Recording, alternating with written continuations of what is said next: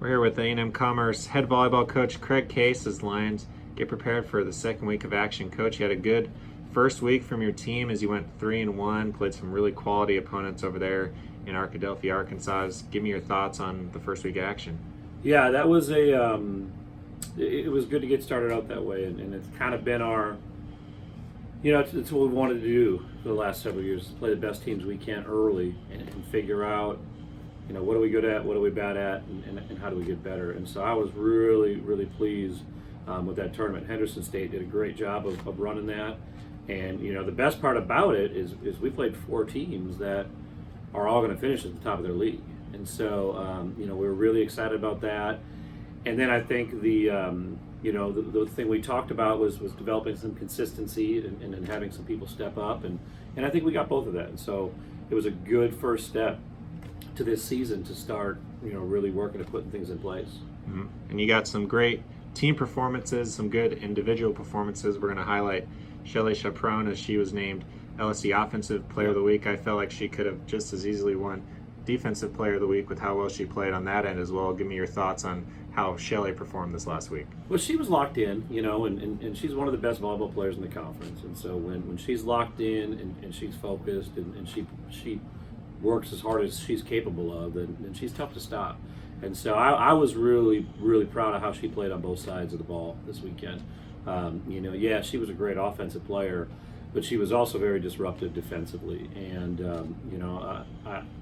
I'm always really proud when somebody does the whole game well. And so we were really happy with her, and then, just as a team, I thought, we had some glimpses, where we played great volleyball, in the start of that Henderson State match. We played probably the best volleyball we've played since I've been here. So in 10 years, that was the best volleyball we played in that match.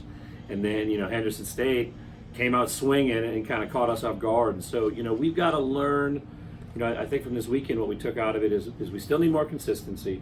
And we need to start figuring out how to play or, play different types of volleyball. And, we're going to have some teams, especially this weekend, that have great systems and have great styles of play, and we've got to be able to knock them out of their systems and their styles. And then B, we're going to be playing some teams this weekend and throughout the year that will know how to beat us.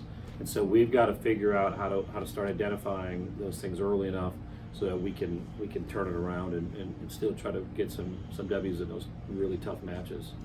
And you talked about it, a big week coming up as you head up to Denver for the Colorado Premier Challenge. Now, this is the tournament last year that kind of put line volleyball back on the map. People started looking at line volleyball saying, hey, this line volleyball team's pretty good, and you ended up having a great season, a good tournament once again this year as some top teams are heading up there. You start off with the defending national champions in your first match against Tampa. Just give me your thoughts on what you're looking for in this second week action as you prepare last week before conference season. Yeah, you never look forward to playing the defending national champions, but at the same time, we're competitive, and what, last year, there's a big difference though between this year and last year's team, right? We talked about it several times going into the weekend. This past weekend we had 8 players who played their first line volleyball match in this weekend, and we went 3-1. Last year's team we had 2 who played for the first time for line volleyball. So, this weekend's going to be a lot tougher for us this year because we've got fewer returners from last year's team, and this year's team's got to learn how to start winning a little bit. And so it's going to be a really tough weekend.